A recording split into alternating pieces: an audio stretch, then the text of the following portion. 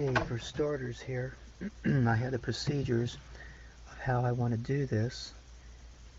I'm going to be doing this in my spin jig, my indexing jig, and what I'll be doing is I'll be machining these features one step at a time, and then I'll be spinning the jig. First of all, I'll start out with 0 and 180 degrees and do this here feature.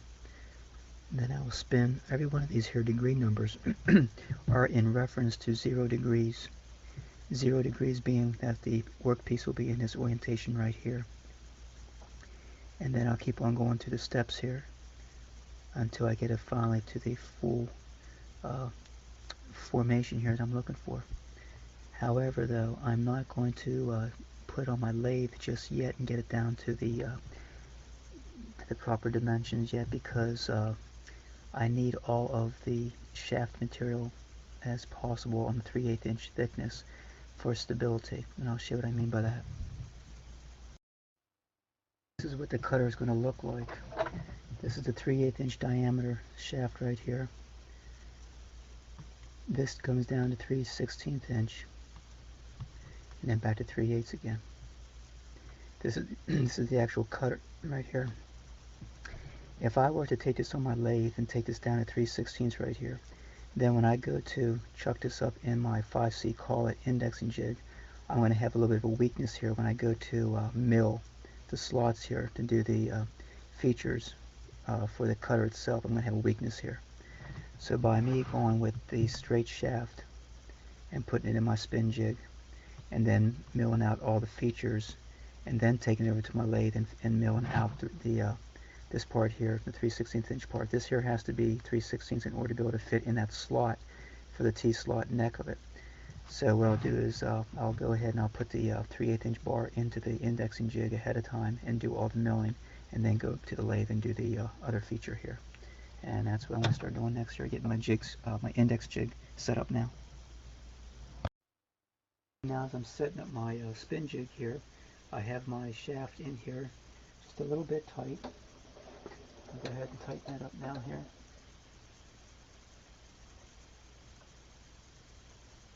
Okay, so now that's tight in a collet. I'm going to adjust this here spin jig now so that it's zeroed in on the x-axis properly. So again, I'm using my dial indicator. So what I'll do, I'll just finger tight this a little bit here on both sides and just get that close. And what I'm going to do now is bring my dial indicator, bring the whole column down now this way, and I'm going to watch the indicator. And when the indicator begins to start moving, let's bring the axis here. If it starts to move, I'm going to watch for its high point.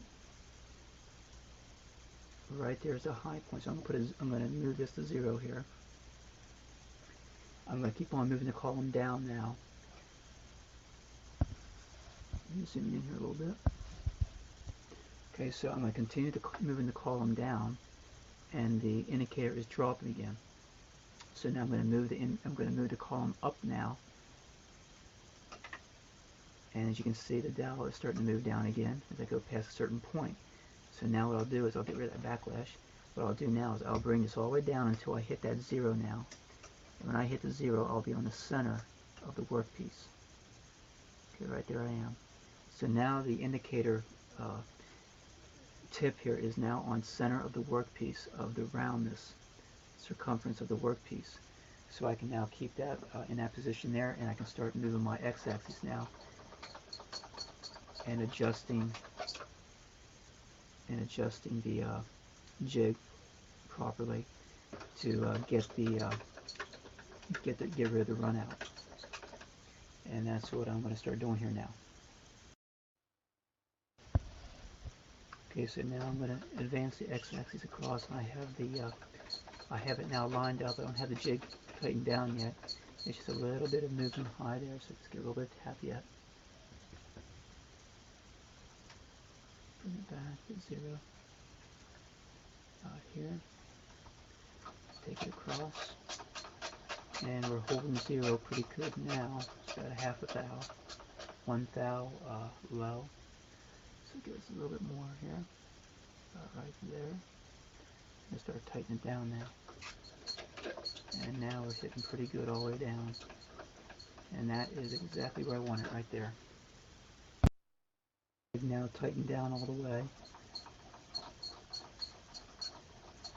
And it's looking good all the way across.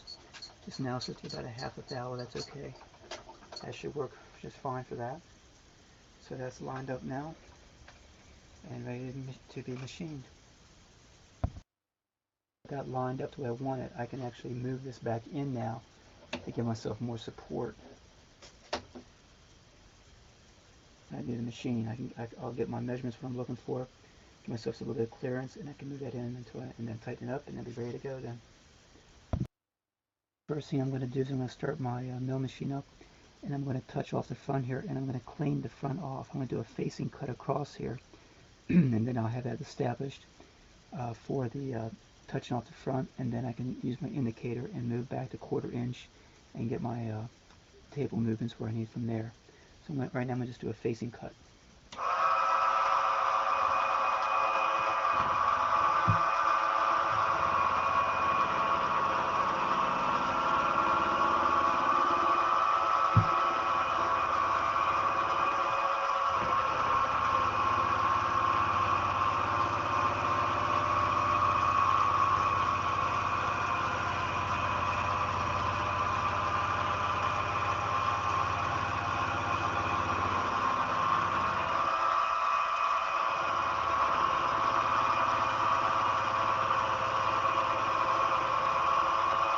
Good. I'm touching all the way across. I got the facing cut done. So now I can start establishing the distance back now for my indicators. I'm going to explain here what I'm trying to do in making this here cutter profile. I have to make it look like this. The cutter is going to be like this. Alright. Now, right now I have this at 3/8 of an inch all the way down. So let's just start right there first. Let's say that this is the 3/8 inch bar, and this is how far I need to cut in, okay? Now my diameter of my milling cutter is 1/4 inch. I'm going to use a 1/4 inch diameter milling cutter. I want to come in, I want to machine a wall here that will be 1/4 of an inch wide. So following this here, if I were to start my milling cutter on the center of the milling cutter, I will just start beginning to start the wall cut. That means I have to move the milling cutter a full diameter in order so that half of it, which would be 1/8 of an inch, would be cut on the wall. If I want to cut a 1/4 inch of the wall here, I have to, if using a 1/4 inch end mill, that means I have to move the end mill 1.5 diameters. Okay, the reason is because half the diameter will always be not touching the wall at the beginning. The center of the cutter is what begins the cutting of the wall here. So that's why I would have to move this in the full diameter in order just to get 1/8 inch. So to get a 1/4 inch, that would be another 1/8 inch, so that means I would move the milling cutter again another 1/8 inch, which would be half the diameter of the cutter. So that means that if whatever size milling cutter I use, if I want to cut a wall, a flat wall with it, I would, if I were to go at the same diameter, let's say this is 3/8, then I would have to go 3/8 plus another 3/16 in order to get a 3/8 inch cut, flat cut. If I have a 1/2 inch end mill, I would have to go 3/4 of an inch then, because half of a half is a 1/4, so I'd have to go a 1/2 inch and then another 1/4 in order to get a 1/2 inch cut. So just because the diameter of the end mill is a 1/4 inch doesn't mean that I just move this in a 1/4 inch. I have to move it in a 1/4 inch plus another half diameter. And so that's what I'm going to do over there now. I'm going to set my indicator up on my milling machine to mill in 3/8 of an inch using a 1/4 inch end mill, so that I can get a 1/4 inch flat surface milled in. And that's what I'm going to do next here now. First thing I have is my indexing jig set on the 0 mark here. It's indicating the 0 here, so I know now that Everything will be referencing off of this as from 0. So getting back to the drawing here, I will start on the top there, which would be 0 and 180 degrees, and I will come in. Since this is 3/16 inch diameter here, and this is 3/8, that means half of that would be 3/16, which means half of that would be 3/32 on each side. So what I'll be doing is I'll be adjusting the y-axis. I'll be adjusting the y-axis on here now to cut in 3/32 of an inch in, and then I'll also adjust my x-axis over here, so that I can move that 3/8 of an inch, so that it will allow my cutter to cut a full 1/4 inch wall here on the workpiece. First step in this procedure would be for me to touch off the top of the workpiece so that I know how far down to come, which would be half the diameter of this 3/8, which again would be 3/16 of an inch diameter, or 3/16 of an inch drop on the z-axis to get the depth of cut. That will take me to the center of the workpiece. So even though I have this faced off, I'll just have to redo the facing off again. So what I'm going to do is come across here, and I'm going to touch off now on this workpiece now.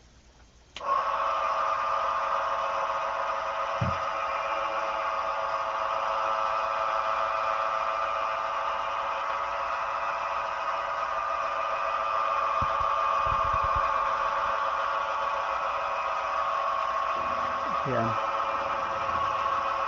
I'm now touching off on there. I'll set my dial gauge, and I'll set it to about 5 thousandths because that's about 5 thousandths off. I'll now drop that 3/16 of an inch, which would be 187 thousandths.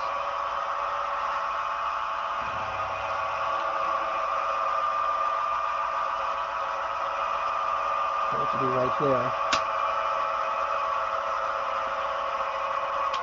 So now what I'll do is I'll just double check that to make sure that's on center.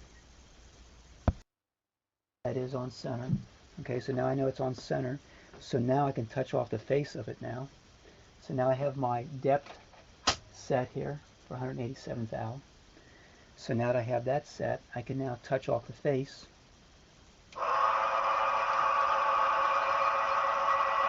Okay, I'm touching the face now. So now I have the z-axis set now. I can now go over here and set the x-axis for the 3/8 of an inch depth for 3/8 of an inch length of cut. So I'll set this up now.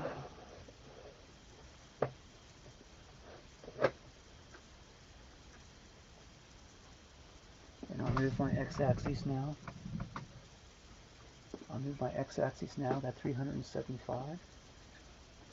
1, 2, 3, 50, 60, 75. Okay, so that's my length of cut. That will establish the full 1/4 inch wall that we're looking for. The next thing I need to do now is to establish the y axis, so I know how far in to come. And so what I'll do is I'll touch off again on the front here, and then I'll know how far to bring the y-axis in, so that I'm cutting the 3/32 of an inch. Okay, so now I'm bringing the x-axis until I touch. I'm now touching. Okay, so I'm now touching right on the center. So now I can set my dial gauge here now for the y-axis. I can now bring the z-axis back up now completely, and I can turn my table in now. That 3/32 of an inch, which I have to go figure out what that is now on the calculator back. 93, which would be about 94 thousandths. So I'll now move this in 94 thousandths.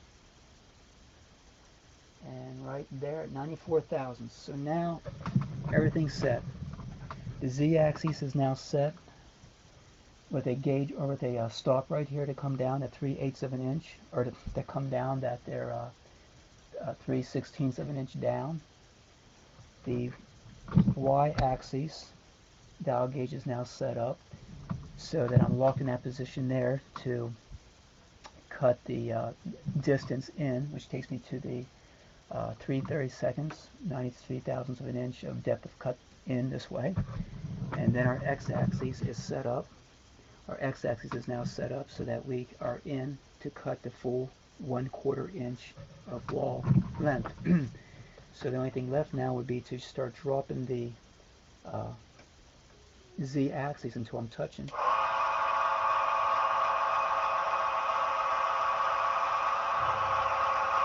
I can now keep my y-axis locked, unlock my x-axis, and start watching the dial gauge so that I can machine this in a little bit at a time. So there's the 87, 100, 200, 300, 75, 375, so there's my 375. So now what I'll do is I'll drop my z-axis now, 10 thousandths, and start coming in at 3/8 of an inch now. 100, 200, 300 thousandths, and 75, and stop. Come back out, 75, 1, 2, and 3. Drop the z-axis, another 20 thou, and come in again. 100.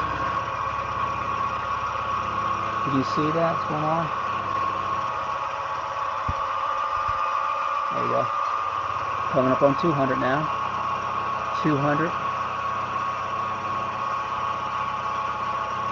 I'm cutting on that side. 300.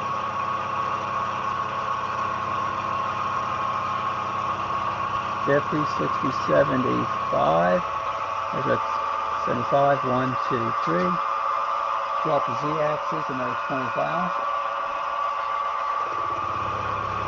And continue on.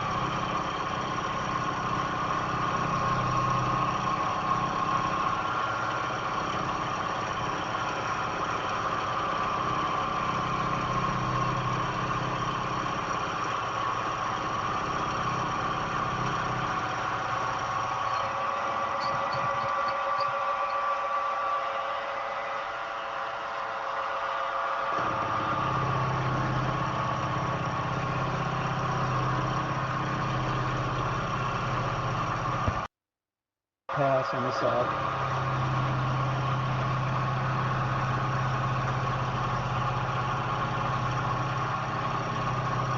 100, 150, 200,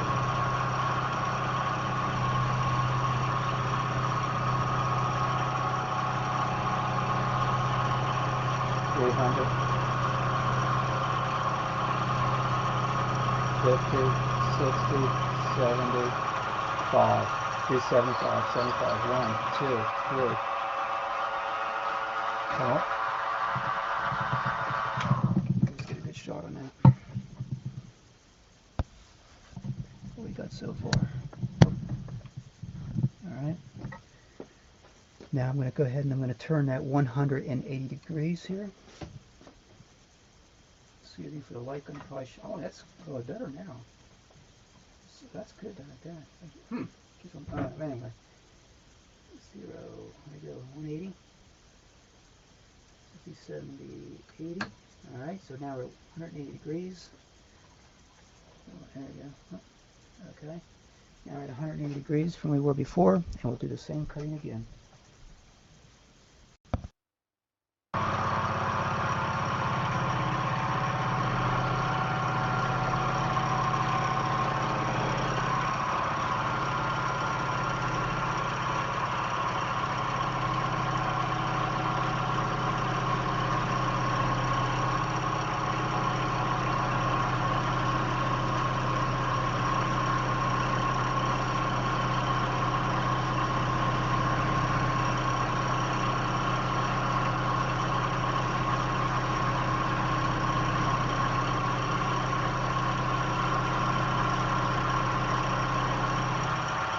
75, 75, 1, 2, 3.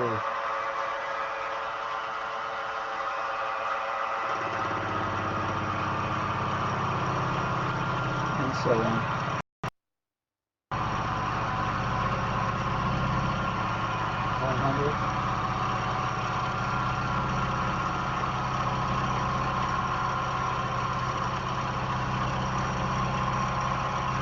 100. 200.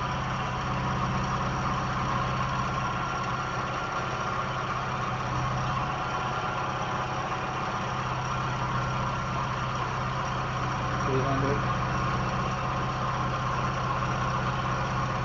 50, 60, 70, 5, 75, 1, 2, and 3. Up we go. Up we go. Alright, I'll take it back to 0 again. Just for starters here again.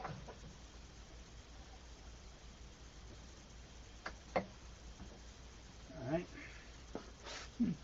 Light's better that way, seems like.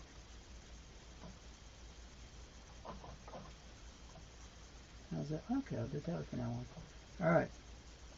Now we are up to this point. We have this point here done here. 0 and 180 degrees. Now we need to go to 117 and 297 to start doing this feature. Again, this is referenced off of 0, so this is the exact readings I need to put on my indexing jig. So the first one I'll go to is 117, and let's go ahead and get that now.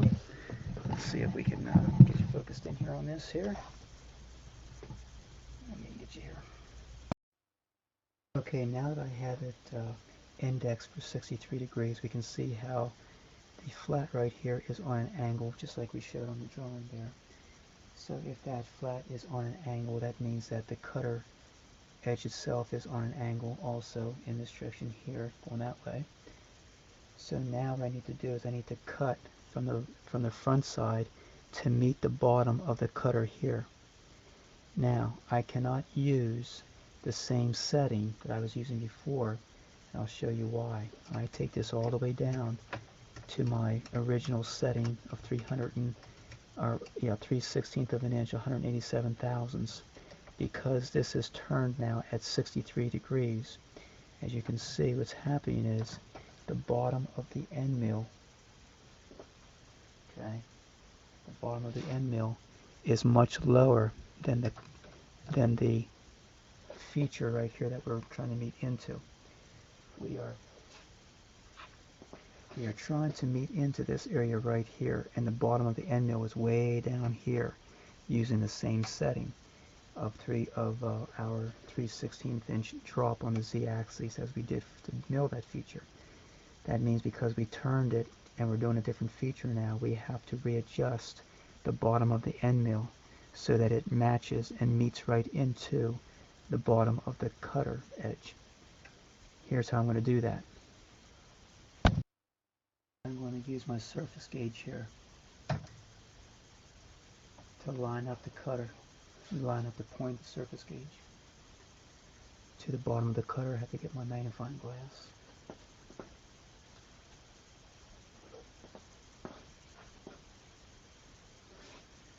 Using my magnifying glass here, I'm going to line up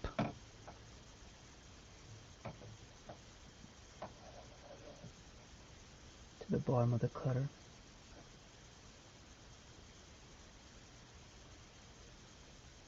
like that.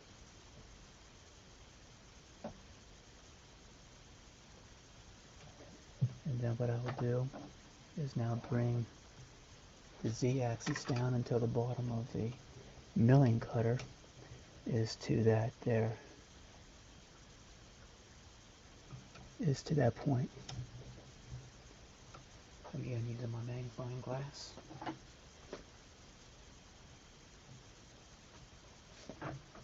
And that's the way I'll be able to establish this depth of cut right here.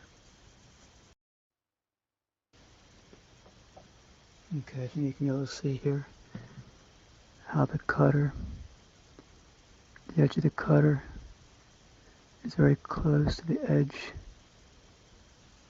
the bottom of that there, of the profile here. And that's where you want it. And now I start machining away. We'll machine from the front until we meet that. And keep on going back that 3/8 of an inch of length of cut. And that's coming up next.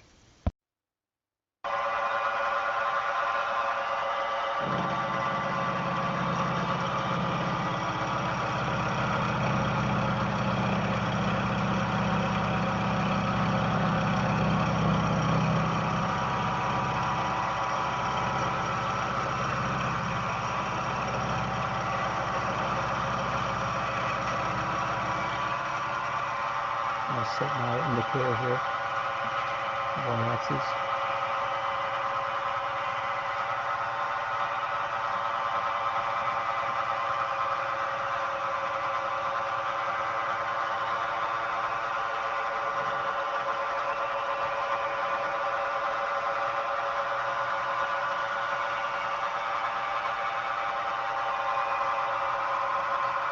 Coming 50 thousandths on the y-axis, on the x-axis, and start bringing the y-axis back in again.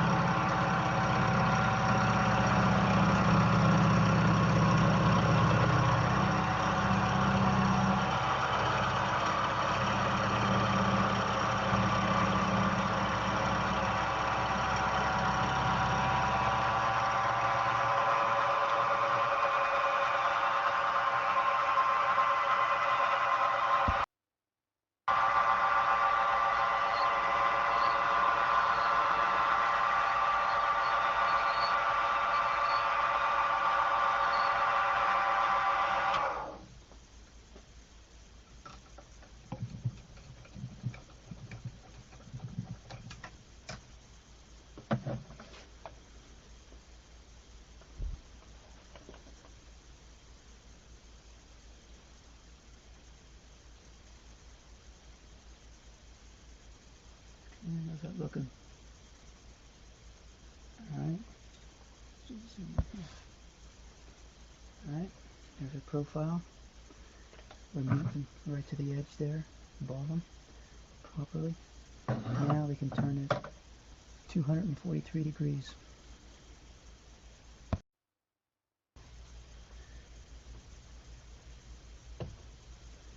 This 63, here's 210, 240. Right there's, whoops, right there's 240 degrees. And I need 3 degrees more. 1, 2, 3. Right there it is, 243. Let's get back now.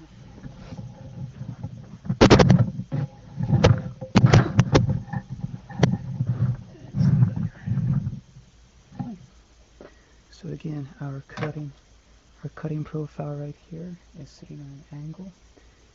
The bottom here is sitting on an angle this way here again, and again we'll be taking this bottom off down across here to match this over here.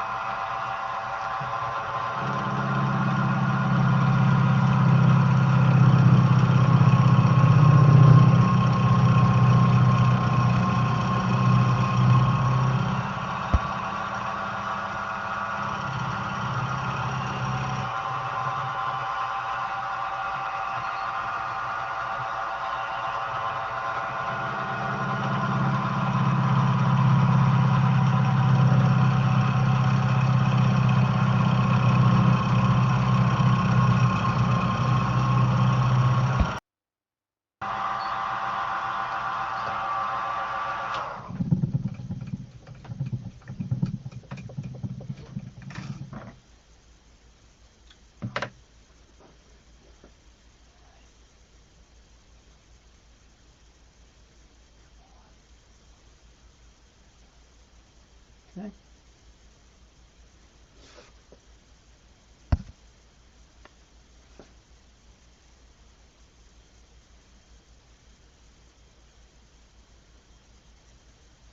All right. That's good enough. Now, we start with that, and we now have this part here done. Next part's to move on to here now. All right? And that'll be later on, I'll do that.